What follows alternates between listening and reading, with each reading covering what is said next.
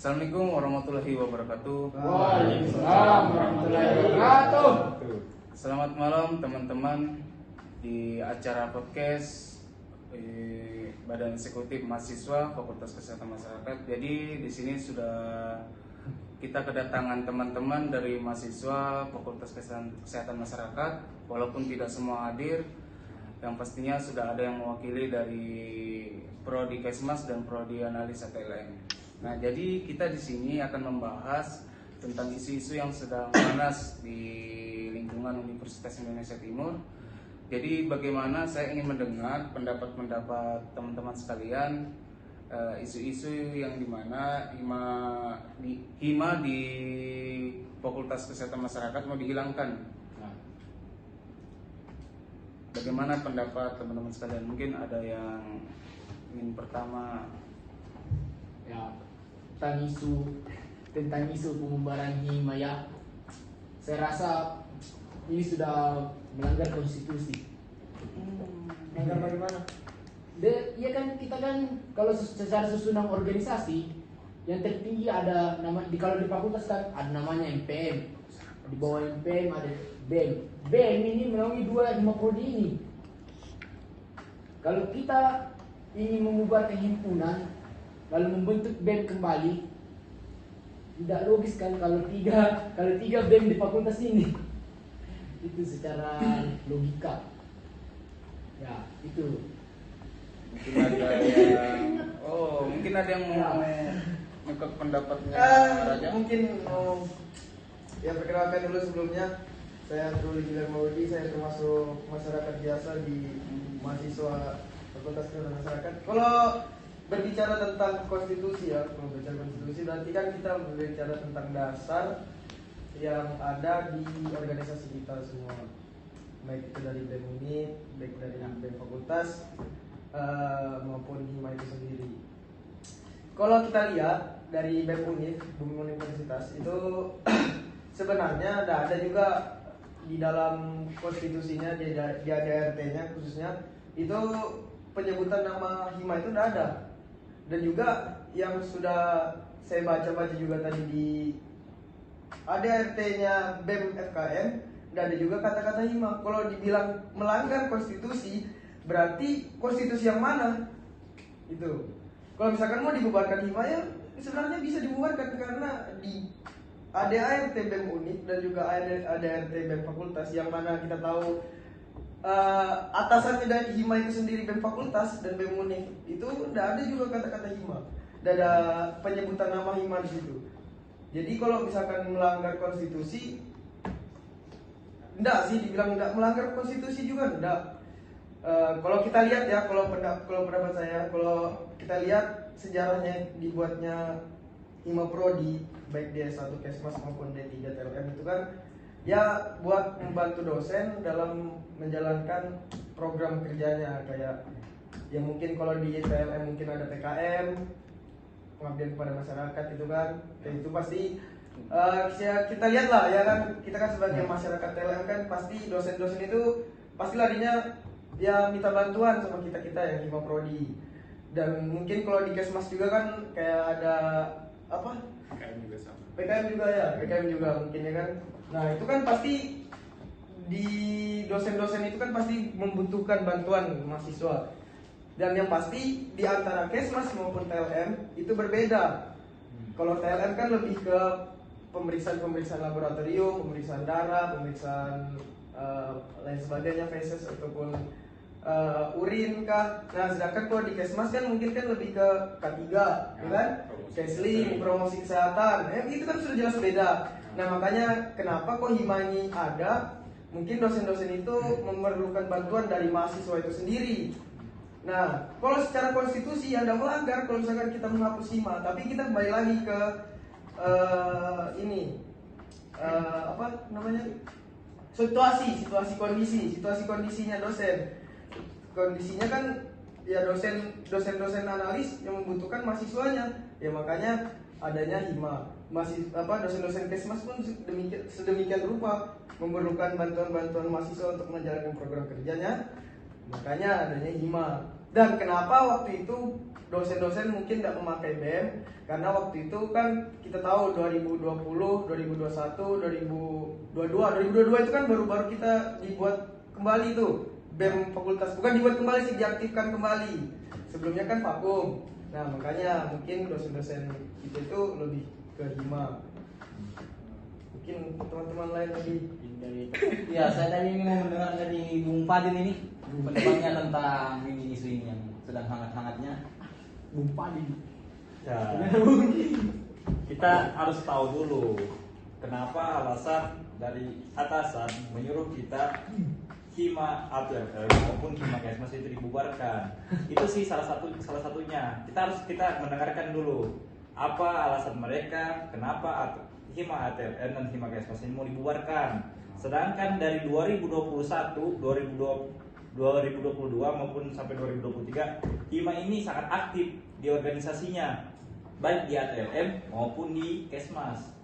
Karena kita tahu sendiri kan, hima ATLM dan hima Kesmas ini kita turun ke masyarakat. Jadi ini yang membuat Universitas Indonesia Timur bisa terkenal. Yang kita mana tahu BEM itu sendiri itu kan belum aktif dan masih vakum sampai sekarang. Jadi kurang aktif, dia turun ke masyarakat. Jadi mungkin adanya hima ATLM maupun hima Kesmas ini dia bisa mempromosikan kampus maupun berorganisasi sama masyarakat yang ada di sekitar kampus begitu sih. Dan salah satunya itu kita harus tahu dulu kenapa BEM hima ATLM dan hima Kesmas ini mau dibubarkan, itu salah satunya. Kenapa? Itu yang kita mau tanyakan. Berarti kita harus mendengarkan langsung dari WL3 ini apa alasan utamanya. Begitu? Iya, betul. Kita harus tahu kenapa ini mau dibubarkan. Karena kita tahu sendiri kan, hima Kesmas kita sering turun ke lapangan, PKM namanya, pengabdian kepada masyarakat. Kita ini sudah berbagai wilayah kita datangin. Itu untuk memperkenalkan Universitas Indonesia Timur. Yang kita mana tahu kan Universitas Indonesia Timur ini pernah bermasalah. Jadi orang yang berpikir bermasalah ini tidak aktif lagi universitas tersebut. Jadi adanya hima ini kita secara tidak langsung kita memperkenalkan lagi bahwa Universitas Indonesia Timur ini ada dan tidak vakum.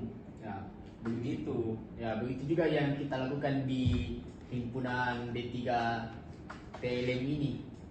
Kami turun juga ke daerah-daerah lain.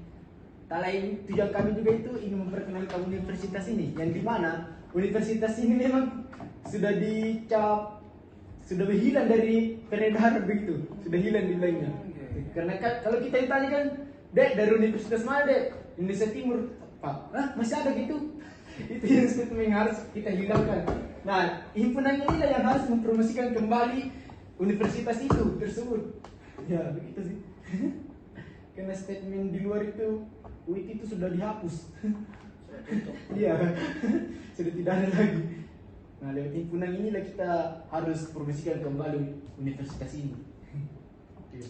Mungkin ada pendapat lain. Dengan namanya ini hima ATLM maupun hima Kesmas mau dibubarkan. Kalau menurut saya, daripada hima ATLM dan Kesmas dibubarkan, lebih baik kita menggunakan hima Kesmas dan ATLM ini untuk mengangkat kembali nama BEM dan berjalan bersama-sama merangkul kembali. Ya betul. Kalau menurut saya begitu, lebih efisien begitu daripada dihapuskan. Karena apabila dihapuskan, saya yakin akan terjadi ketidakseimbangan gitu kan. Lagi pula kan mengenai ini penghapusan hima prodi yang ada di FKM itu kan berawal dari karena kurang aktifnya dari BEM. Ya. Nah, jadi karena dilihatnya di sosial media atau alumni-alumni yang ada di luar sana melihat kok lebih aktif himpunannya daripada BEM-nya. Nah, mungkin pendapat dari WR3 kenapa BEM-nya tidak aktif? Mungkin itu yang jadi permasalahan kita kali ini. Kenapa himpunannya harus dibubarkan? Karena mungkin dari BEM-nya yang kurang aktif. Ya. Jadi itu tadi ada masukan dari saudara kita Swat. Mungkin lebih baik kita bekerja sama dari maupun dari pihak ATLM sama Hima Prodi atau Hima Prodi Kesmas itu bisa menyatukan atau membangun lagi BEM, bekerja sama supaya BEM bisa dirangkul juga, supaya kelihatan namanya juga lagi hidup lagi kembali, supaya di luar sana bahwa oh ternyata BEM dari FKM juga masih aktif sampai sekarang. Jadi tidak tenggelam, jadi Hima Prodinya aktif, BEM-nya aktif, dan begitu pula dengan situasi dalamnya. Jadi mungkin bisa dari program kerjanya bisa sharing-sharing mengenai oh dari BEM ada yang berkaitan dengan Hima Prodi, jadi bisa collab. Jadi mungkin itu dari saya. Ya, Dari teman-teman siapa tahu ada pendapatnya yang bisa Baik, saya ingin menambahkan dari Kakanda Iskanu. Siapakah Kakanda Farid tadi kan mengatakan bahwa BEM ini agak kinerjanya bisa dikatakan lebih rendah daripada himpunan mahasiswa kan? bukan lebih rendah tapi Maksudnya kurang aktif. Ya, itulah maksudnya saya. Jadi menurut pendapat saya mengapa yang dibubarkan hima ini? Menurut pendapat saya ini seperti ini, agar BEM ini mahasiswa hima, himpunan mahasiswa ATLM maupun Kesmas bergabung di BEM fakultas ini. Kalau Agar menjalankan programnya bersama-sama. Karena kalau di hima ATLM dan hima Kesmas, kita lihat sekarang dia jalan sendiri-sendiri. Kesmas sendiri, ATLM sendiri. Jadi tidak saling sejalur lah, bisa dikatakan. Kalau menurut saya kenapa bisa berjalan sendiri itu karena kurangnya koordinasi. Ya. Bagusnya itu apabila di antara ketiga belah pihak BEM, Hima Prodi D3 atau Hima Prodi Kesmas itu mengadakan rapat rutin, baik itu per bulan ataupun per minggu, agar koordinasi tetap terus berjalan gitu. Ya, kalau dari saya lebih setuju dengan adanya perbanyak lagi kolaborasi Ya. antara BEM dan himpunan. Kolaborasi. Yang dimana kan BEM ini kan sebagai penengah kita kan antara himpunan ke Kesmas, himpunan analis kan. Ya, perbanyak lagi kolaborasi ya supaya banyak program kerja yang harus dikolaborasikan itu bisa diperlihatkan keluar begitu.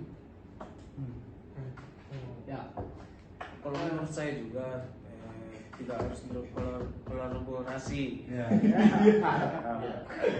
Maksud saya begini, untuk hima Kesmas maupun hima TLM, menurut saya harus banyak juga berkoordinasi ke BEM biar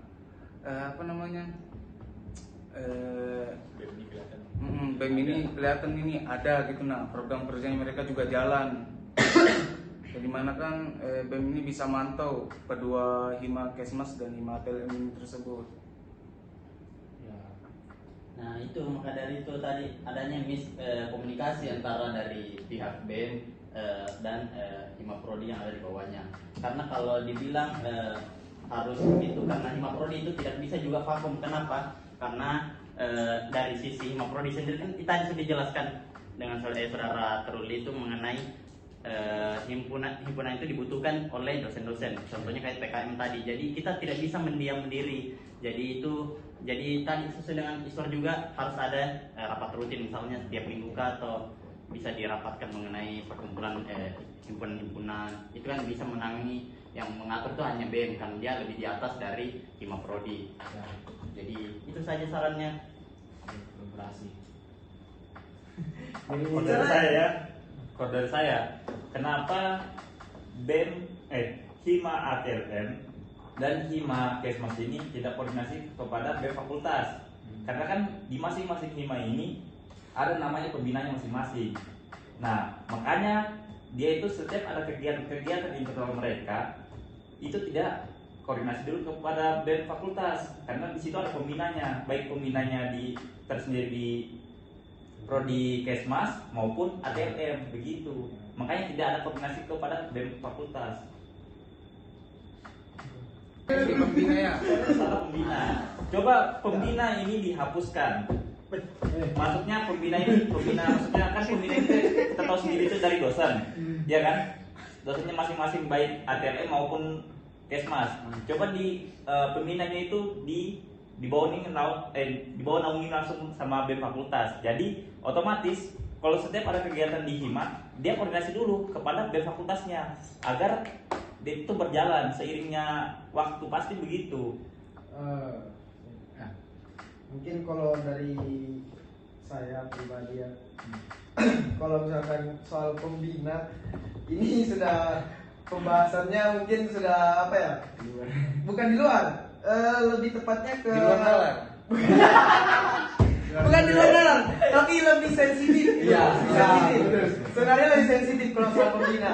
Tapi kalau boleh jujur-jujuran, kalau kita ngomongin secara etiologi, secara bahasa, pembina, namanya pembina itu membina ya berarti istilahnya membimbing. Ya. Tidak juga nyalahin sistemnya dosen-dosen sebagai pembina mungkin kan, mohon maaf. Tapi mungkin kalau secara saya berpandangan, pembina-pembina kita baik dari Hima Prodi Kesmas maupun Hima Prodi Analis itu sudah kayak bukan sebagai pembina tapi malah sebagai penyetir kalau menurut saya.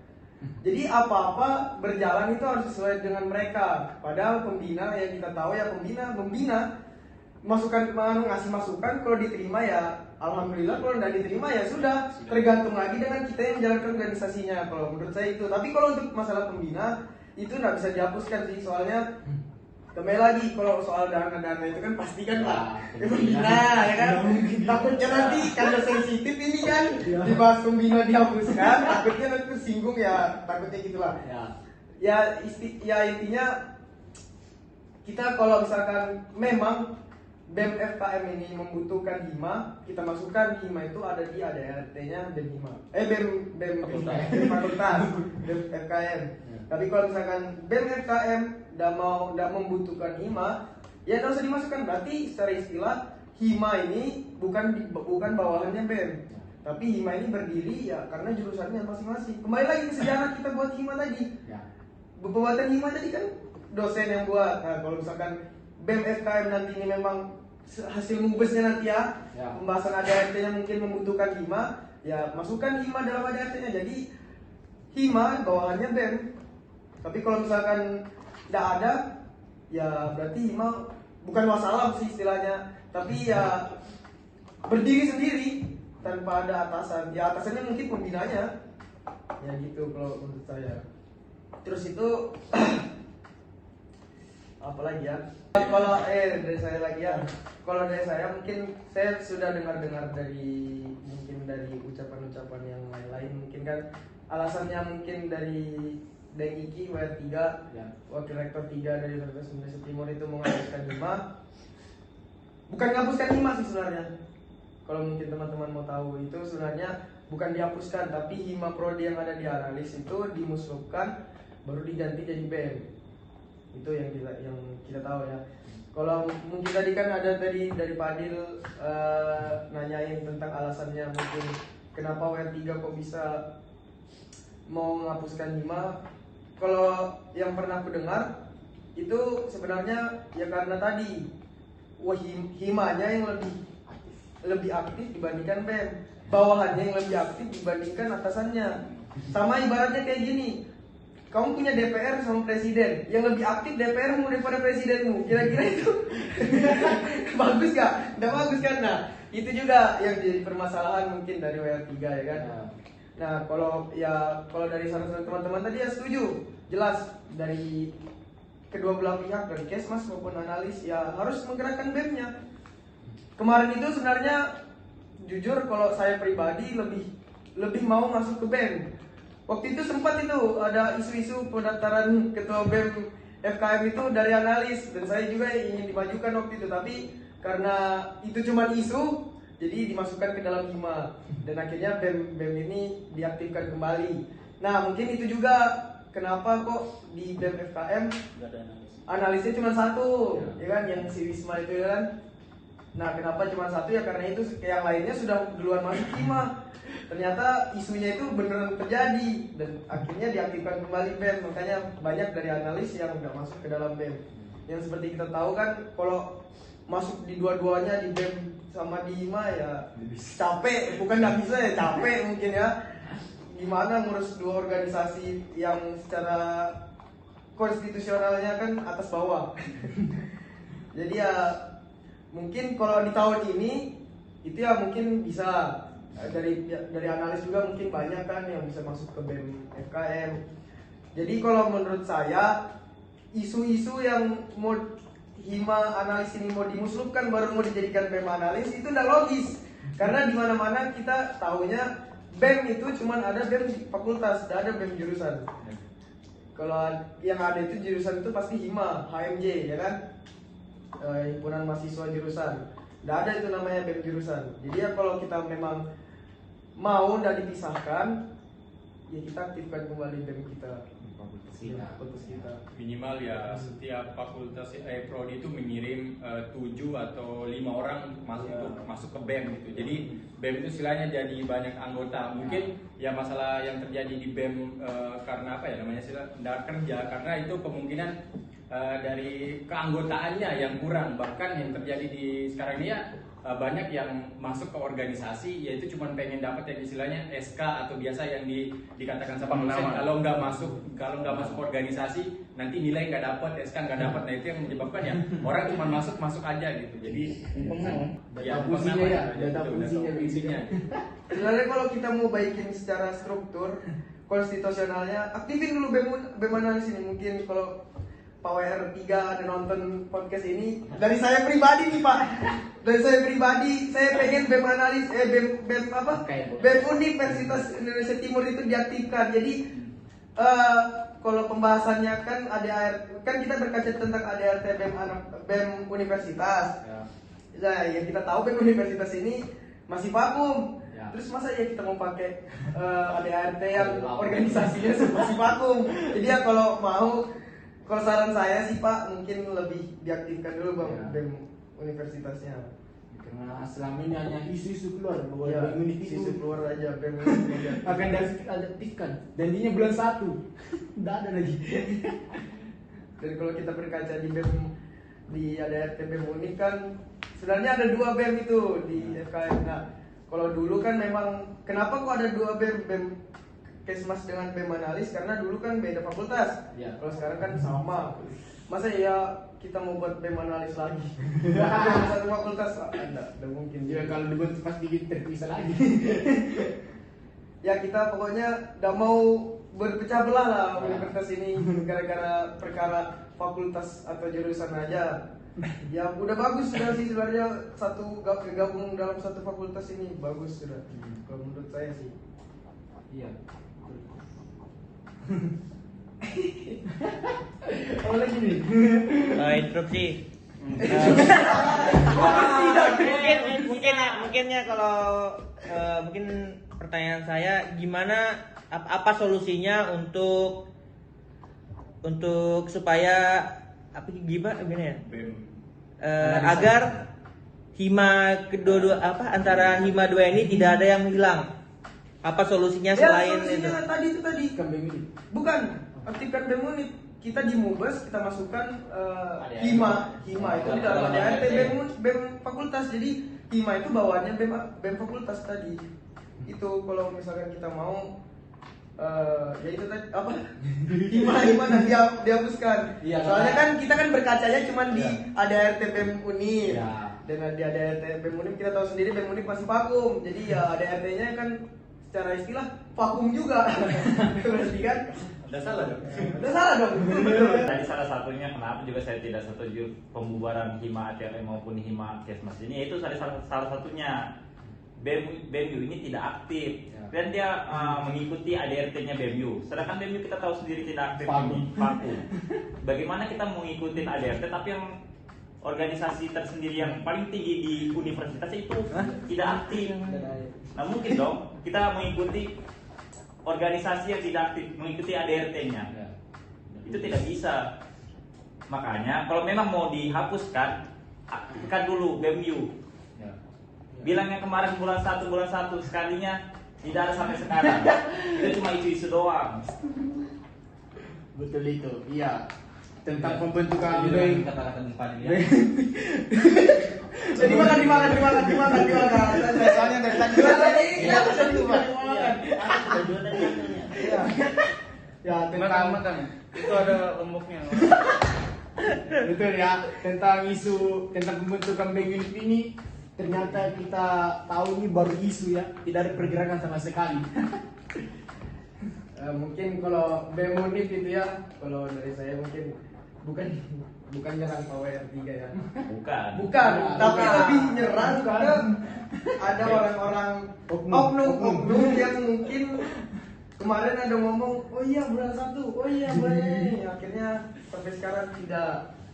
Ya kembali lagi lah. Bisa. Ya ada oknum-oknum itu ya yang merasa mungkin kan, alhamdulillah kalau nggak merasa ya udah. Pokoknya kalau kami dari FKM lebih tepatnya ini mau sebenarnya betul-betul ya mendesak BEM Unif ini harus segera diaktifkan. Betul. Itu soalnya kaki tangan universitas bisa maju lah. Selain dari dosen kan pasti yang paling besar kan mahasiswa. Nah kalau kita lihat BEM Unifnya aja nggak ada, gimana UIT ini mau maju ya kan? Sekarang kita yang mau universitas kita ini maju. Maju besar. Iya betul yang tadi. Kita harus desak memang untuk dibentuk BEM Unif ini segera. Nah, mungkin teman-teman dari juga fakultas-fakultas lain yang ada di kampus-kampus 4, kampus Bisa. 1 yang mungkin yang melihat yang menonton podcast ini, kita betul-betul pure secara suci. Kita tidak mau mendirikan BEM Unif ini mengaktifkan kembali BEM Unif ini bukan karena personal kita pribadi, tapi ya untuk kemajuan kita sama-sama.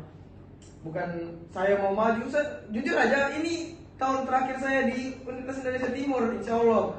Karena ini kan semester 5 sudah, semester 6 kan D3 TLM. Semester 6 sudah, ini bentar lagi KTI. Terus itu PKMD selesai tamat. Ya, saya pengen ninggalin jejak lah, paling nggak di Universitas Indonesia Timur ini ada BEM Unif itulah, supaya bisa universitas saya bisa saya banggakan nanti kalau saya sudah lulus di luar sana gitu kan. Betul. Ya, seperti itu. Kalau untuk urusan pribadi ada. Saya mau maju ketua BEM Unif ngapain? Saya udah mau lulus. Ayolah teman-teman. Iya. Jangan sampai hanya panas di awal saja kan. Tidak enak dengan demi kemajuan ini, demi kemajuan universitas. Ya oke teman-teman, mungkin sampai sini saja acara podcast kita karena sudah setengah jam kita ngobrol bareng dalam diskusi ini. Jadi mungkin teman-teman sekalian ada yang ingin menyimpulkan? Saya kesimpulan. Mungkin kalau dari kami ya hasil diskusi kami yang di sini, keluh kesah kami di sini, kami sebenarnya ingin antara Kesmas maupun ATLM itu sendiri mau kita ya bersatu, tetap bersatu, dan juga kita tidak mau terpisah di antara kita berdua. Mau dipisah antara BEM Kesmas, ada BEM Analis, kayaknya tidak etis untuk satu fakultas. Etis untuk satu fakultas itu dalam satu fakultas berkumpul ada 2 BEM. Ya mungkin kalau kami itu, dan kami maunya untuk kedepannya BEM ini kita bisa lebih berjalan. Ya syaratnya itu tadi, dari pihak analis, dari pihak KTLM maupun dari pihak Kesmas itu memberikan kader-kader terbaiknya lah untuk masuk ke dalam BEM itu sendiri. Dan yang pastinya untuk kedepannya kita, kalau dari mahasiswa kita jelas, kalau dari pembahasan begini ya jelas kita majukan BEM-nya, bukan majukan himanya, ya kan? Jadi kita jelas memajukan BEM-nya dibandingkan himanya. Himanya ya tetap sebagai pembantu BEM dan juga pembantu dosen-dosen yang membina kita. Ya mungkin itu aja dari kami. Oke, cukup sekian, terima kasih. Assalamualaikum warahmatullahi wabarakatuh. Waalaikumsalam warahmatullahi wabarakatuh.